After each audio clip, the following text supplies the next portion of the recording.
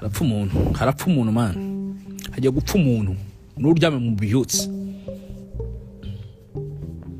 birwa musambana n'abagabo barwaye amasida muri mujyi wa Kigali, ngo bacuruza amakango, bafite amakampani ngacuruza amayoga.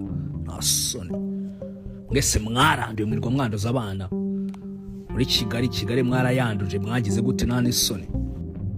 Mutesi Jolly, tuvuga ibyo wakoreye abantu bose. Ese tuvuga ibyo wakoreye wa muntu wiyubashye cyane, ntago muvuze, ntago ndavuga ikintu yashinzwe muri ibyo wamukoreye, ntago byibuka. Kuki wamaze amezi 6 utakivuga, ucecetse, urabyibagiwe, wirirwa beshya aho ngaho rimwe ngo ratwiko iki? Reka gushuka abana b'abanyarwandakazi. Ugeze kwa side muri Tanzania no mashya ngo bagupostinge wishyura ubu izi nyamakuru z'inzerezi zose muri Kigali, uzishyura zimuga, uzishyura 50 20 ngo wambaye nk'inkweto ya danje. Iyo nkweto se hari umukobwa utajya kwicuruza muri Kigali wese ngabone iyo nkweto, ariko bahitamo kwiyubaha, ukashaka kwerekana umuco ufite n'uwuhe. Nubwo ari gatoya ariko katinda tukubahe. So Israel Mbonyi yateye umwana bita Uwase Evrine uyu munsi bam nimba mbeshya Ankostin agenda posting avuga yuko nimo kubeshya, arabize aya makuru ayazi, cyangwa se David Bayingana, cyangwa se bya bigoryi byanuza wenda David Bayingana aya makuru ayazi, Ankostin arayazi. Muri abo bose nimba nta numwe yazi, ndabise ko bayazi, nibavuga ngo ntayo bazi. Fayo mukuri Imana niyikiza ibibazo, reka gutinda mu babisha, namenye ko ari yitanga umutuzo. Bose babaza bambwira ugira ngo urabizi ko twazanye 5 kujya kubesha rero ngo uri muratwika, ngo ugira gute n'ibiki byose bidafashishije amakuru yazi. Nta kintu uriho, uri imwe mu nzerezi zawe mu mateka y'u Rwanda, ntago uri queen, nta nubwo uzigeraho queen ibi bintu, nta nubwo uri uri too far from muri ibi bintu. Uri umwe mu nzerezi tudafite muri ibi bintu. So amakuru yashyira hanze, ushaka kweshya abana b'abakobwa ngo rabi inspiringa, ngo inspiration, nta inspiration ikurimo. Cyakari mushaka ko nabo bazagenda bakago nkaho waguye. Amakuru turayafite yose abahari, ariko ntujye kubeshya abana b'abanyarwandakazi. Siko bimeze. So murakoze cyane. So ikindi kintu cyagesigaye ni ikihe? Mwongere mumbaze indi nkuru yarisigaye. Bareka kubabeshya man, nyene mukayitazo uzangwaho rimwe. Ufite muri no minsi ndimo ndashaka umuntu nguzangwaho, ndimo ndashaka ndarwaye bibi cyane, umuntu nguzangwaho ubundi nkapana nawe. Mumunyereke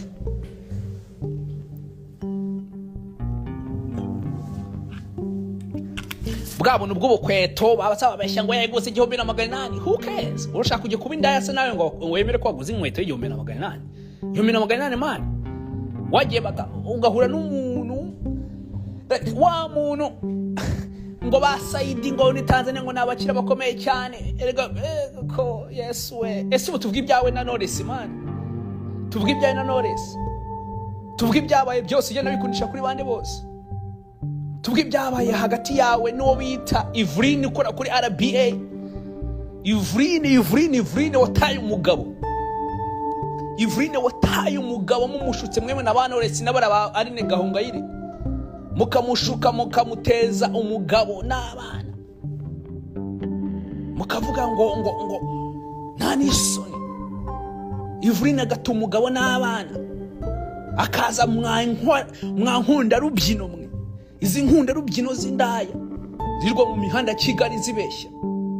Tubivuge ese mashaka undakaza abakayita sotangiye kumamagara ambira ubwo ry'Imana, kandi nanaje mu mutima mwiza man, nari mje kubihereza ubukuru bworoshye man, none abaginga batangiye kundakaza man. Tuvuge ibyo mwakoreye Evrine atabana. Evrine umukecuru twamenye tukira abana twese, akora kuri radio Rwanda, akora kuri televiziyo, twamamenye kuri televiziyo Rwanda. Umukecuru rukukuri magena mu muvana mu rugo, ati umugabo n'abana mwamwirukankana mu mujyana mu Bugesera kwa Knowless ngo murango ngo murabana ngo babashutira ibiki byose inkunda rubyino.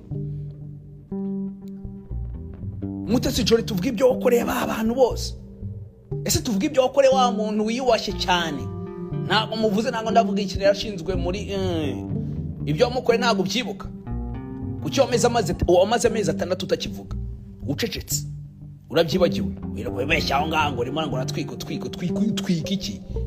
Reka gushuka abana b'abanyarwandakazi. ugeze kwa side muri Tanzania no bashya ngo bagupostinge wishyura ubu izi nyamakuru z'inzerezi zose muri Kigali uzishyura zimuga uzishyura 50 20 ngo wambaye inkweto ya danje. Iyo nkweto se hari umukobwa utajya kwicuruza muri Kigali wese ngabona iyo nkweto, ariko bahitamo kwibaha ukashaka kwerekana umuco ufite n'uwuhe.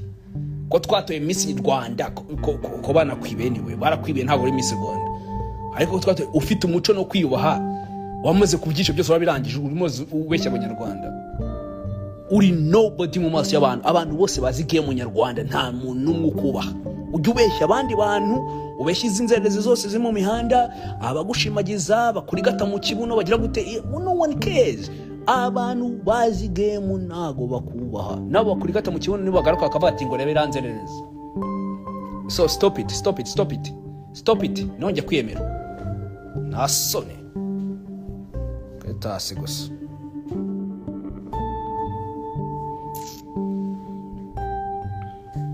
Ngo kandi yaratanze imashini zidoda nta n'isoni sikwana bwa mufite man. Abakayitase banjajije man, nanje nze kuvuga utuntu dukiye none abakayitase banjajije. Ngo Saide baramuzi, muramuzi nyine sindimo ko nase Saide mumuzi.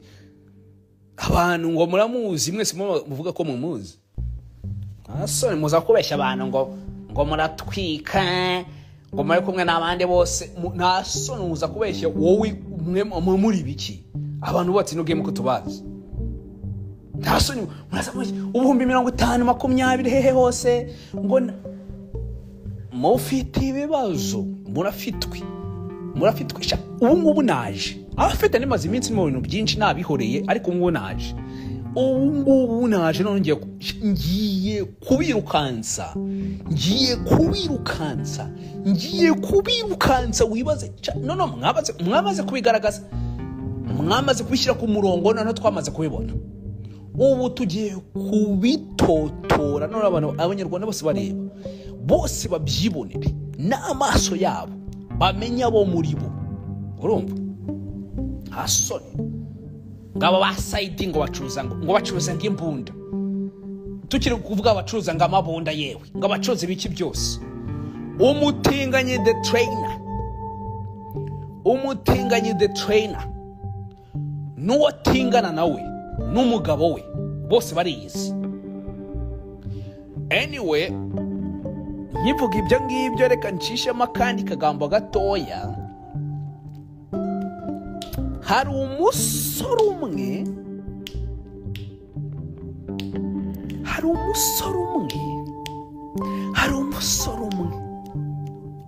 ntabwo ari njyewe umurwaye, abamurwaye ni abandi bantu ariko ndabazi. Uyu musore mu minsi mike araza kwicuza.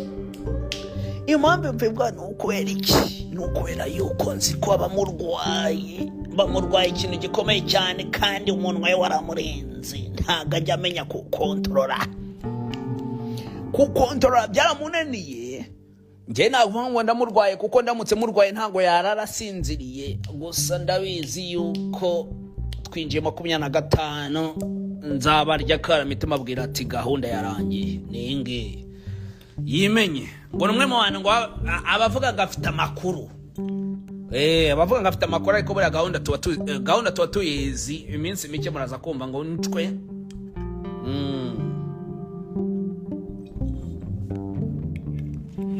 So guys, murabizi ko nje kuvuga inkuru 5 zonyine. Ndangije nivira hangaha bakayitasa tangira kuneza umutwe, batangira kuneza ibintu byinshi cyane. Nuvuga ngo gahunda ukuntu imeze rero akakanya ibintu byose tujya kubishyira hanze. Umuntu iyo ntesheje umutwe ibintu byose bijya hanze. Iyo ntesheje umutwe gatoye ibintu byose bijya hanze. Niyo mpamvu umwuka byara mujye mubona rimwe na rimwe bari cicike nkatuza nkavuga ati ibi bintu byose bitajya hanze abantu. Nabivuze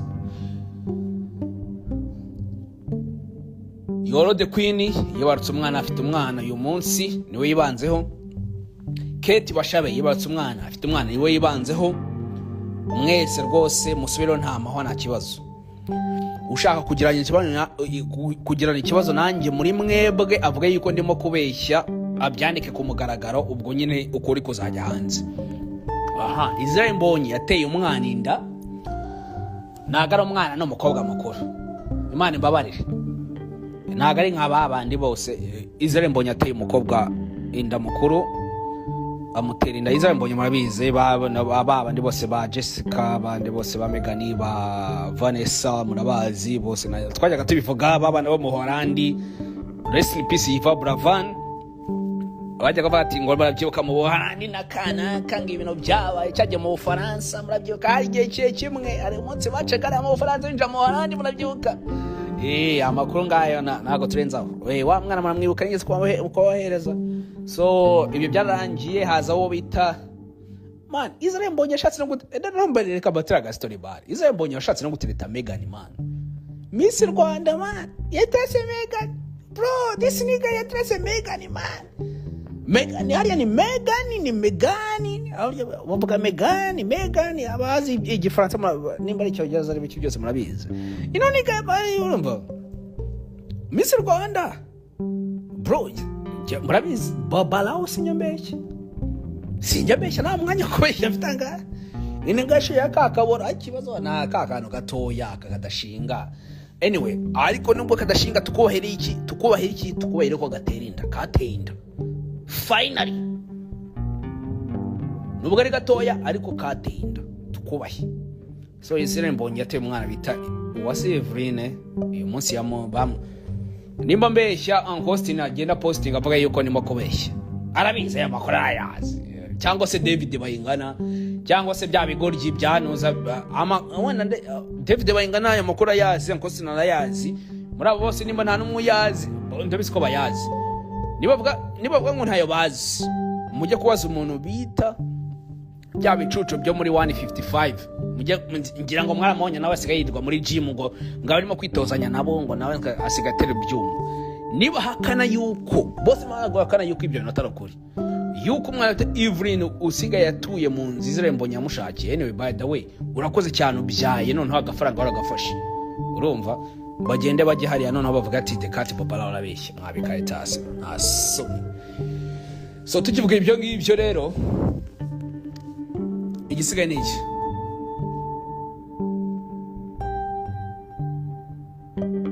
ati nanjye ndayazi kwirebero turaturanye amaye nkadasi ngaba uyu si ndamuzi ubamwita izina rya nango nivuze kuko mbamaze kubona kuri batatu bavuga yuko ati turabizi rwose amakuru kwirebero turaturanye amakuru turayazi.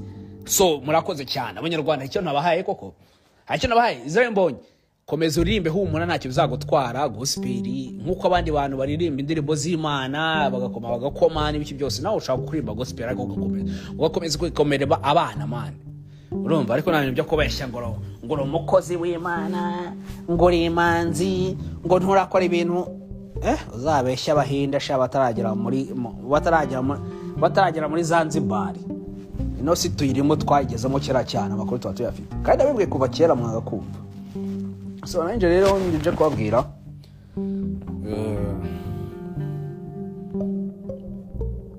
niba kajya babeshya man, niba kajya babeshya ariko ngamuvugisha ukuri mbere ko ngira muri no mihanda ningiye muntu wabazaniye ibintu byo kwabwiza ukuri mbere yuko abantu baza ngiye mvugisha ukuri. Migambi ntago njya muvumba, Migambi sinjya muvumba, ngenda kubwiza ukuri. Urongera kundakaza na gatoya turisanga ezijoro, urongera kuzandakaza gato ngiye gukupa akakanya ngiye kwiryambira, urongera kundakaza gatoya ndaza nkibindi hafi nka 80 hanze kandi mba nituje nicecekeye siko bimeze. Ariko ibintu byo kuza kubeshya n'ibiki byose ngo mwaragafashe ngo bande bose. Anyway, buretse gatoya ndaza kubabwira ibintu.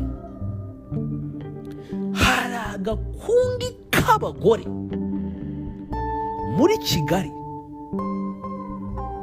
bananiye abagabo ibyo Knowless yakoreye. Anyway, tuberetse ibyo Mutesi Jolly yakoreye mushuti we bita Talent,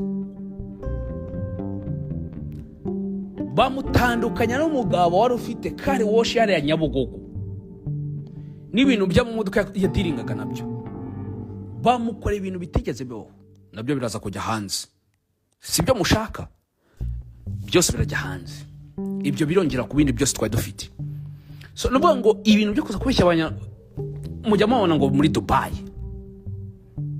abo bita ngo banuza bose anyway ngo bajyana muri shop ngo shopping ngo ibintu bisa twavumbuye ko mwambarana anyway ibintu mwambara byose murambarana nuvuga ngo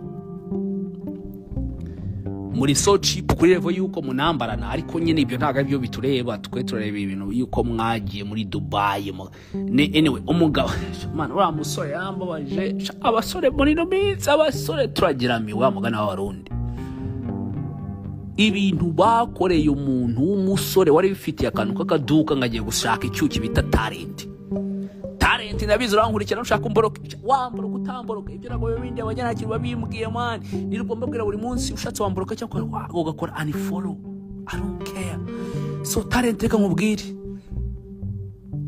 Jolly yaragushutse cyane none uyu munsi aracyagushuka ndabizi ko iwanyu mu rugo batishima ibintu wagiyemo n'ibintu uyu mukobwa yakujyanyemo iyo ubuze ubwenge talent uri kubaka urugo ukarwubaka rugakomera ariko nyine ntako twamenye washutse ndi wenda wasanga ni washutse Jolly newe Jolly wenda akatuma bari wasanga ari washutse Jolly talent rero amakuto tuyafite nuko atatwicicike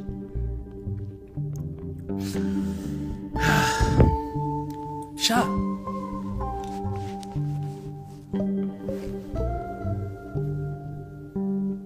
ngo we listen we don't judge igihe cyo kujudginga kirageze igihe cyo kujudginga kirageze we listen and we judge we listen and we judge nuvuga ngo kuva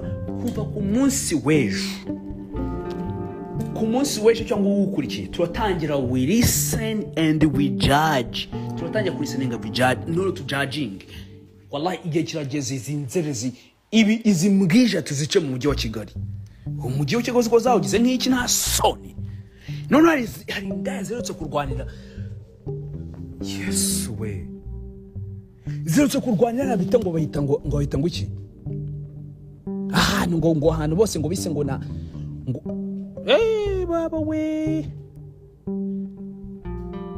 hari indaya zerutse kurwana saa 11 z'ijoro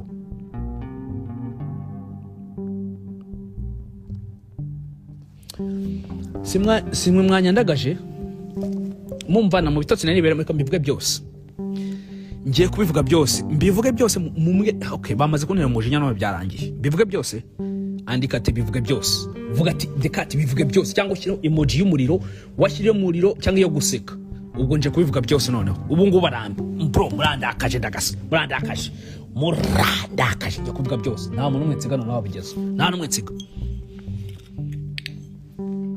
we listen and we judge. We listen and we judge.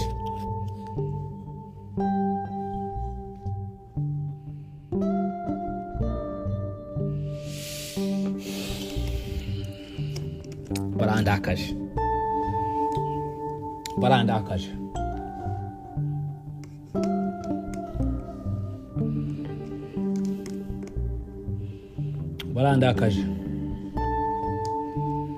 Ndabakaye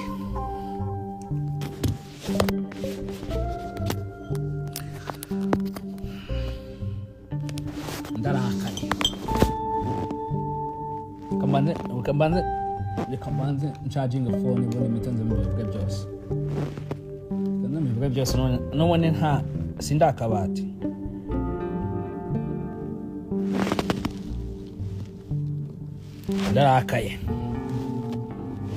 ndarakaye kokayine ibya kokayine mwari mubizi ibya kokayine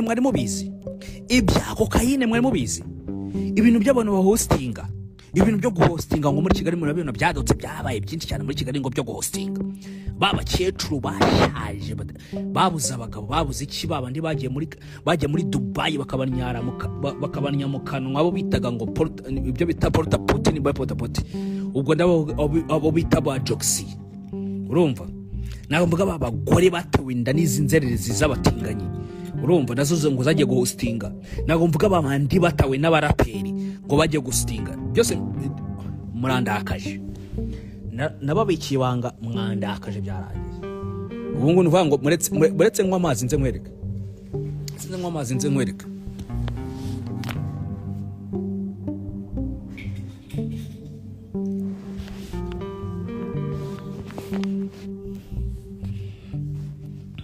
It's no mazi, but it's mazi ayare man. So I'm coming back. Mama seconda tano. Zengwereke.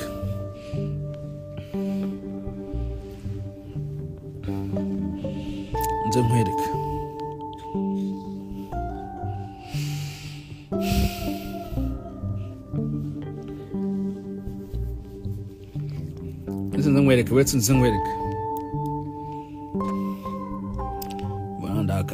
Barandakaje man, akataza barandakaje sikera barandakaje man. Ndaza kigaje zaje zabifatira nta n'isoni, murazemerera murangije murazemera nta n'isoni ngo dekati nta kintu tubwira nta n'isoni. Bese nze nkwereka amazina ndayavuga yose, duvuga kokayine mushyiraho umuyango. Kokayine nasomanyije muri abana twemeraga muri kino gihugu cy'u Rwanda. Impamvu nakivugana namwe no kwereke ntabwo mvugana n'indazi izi wa kokayine usabaza. Impamvu mwasaze mwananiranye batakibitaho mwatayikuzu mumeze nk'imbwa ziniya mu muyaga no kwereke niye mpamvu murayizi. Kokayine nasoni n'umubyeyi ababyeyi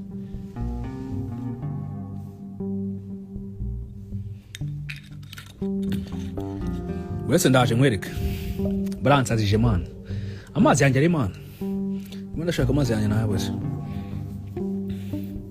So nuvuga ngo nibwo tugiye gutangira, nibwo tugiye gutangira. Ndaho ubwira mutigeze mwumva mu Kigali harapfa umuntu hangaha uyu munsi, harapfa umuntu man, hagiye gupfa umuntu n'uryame mu biyutse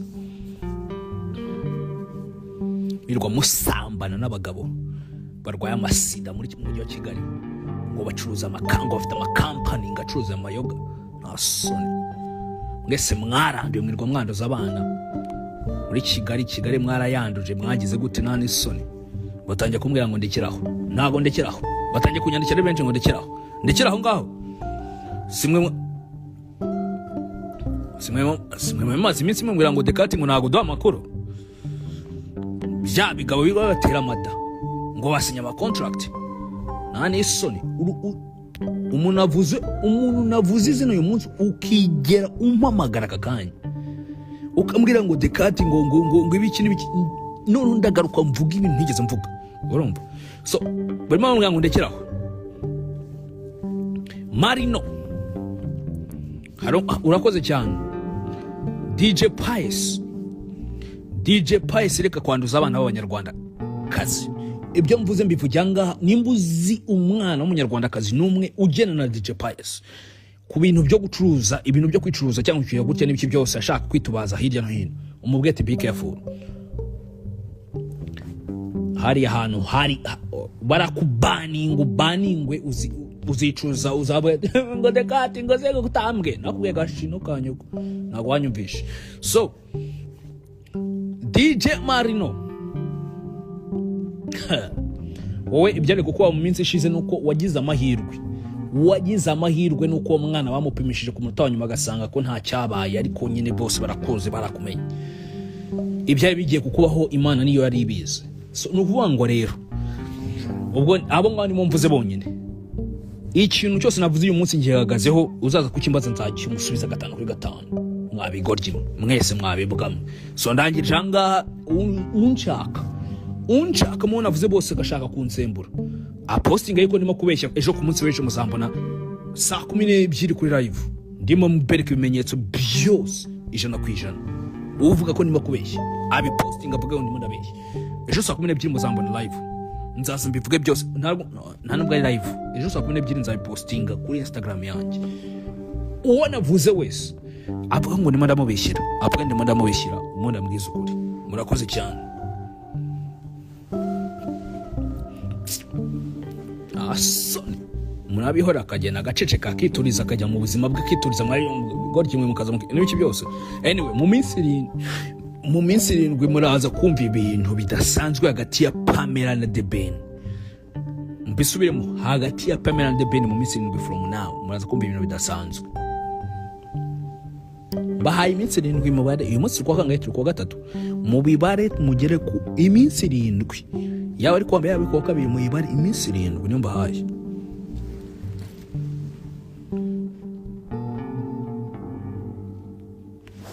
Hasoni zindazo muri Kigali zigeze biki byose buretse umva mwe muretse ngiye kubazana ibindi bintu byinshi cyane buretse mbanze mbisubiremo ibyinshi naragomba mbyibuka neza ariko ngiye kubibazanira neza bisubiremo ndaje gusa ntegereje umwe muri abo ngabo sinavuze uza kuvuga ngo ngari marabeshya n'ibiki byose ibeshyu ukopfara akantu gatonze nkwereka ibikubaho kuko urabizi oya ukopfara uvuga ati ngo nuko Paul uvuga ati ndabyemeye cyane ndacyemeye nta kibazo ariko nuvuga ngo ndimo ndabeshya dekati kubara ngo yababeshya uraza kwa wirebe bikubaho ndabivuza ahangaha n'amaguru yanjye abiri ubundi nzarwane n'uzabo hari wese muri nosi nge nzarwana nawe mpaka mpfuye. Murakoze cyane murakoze cyane.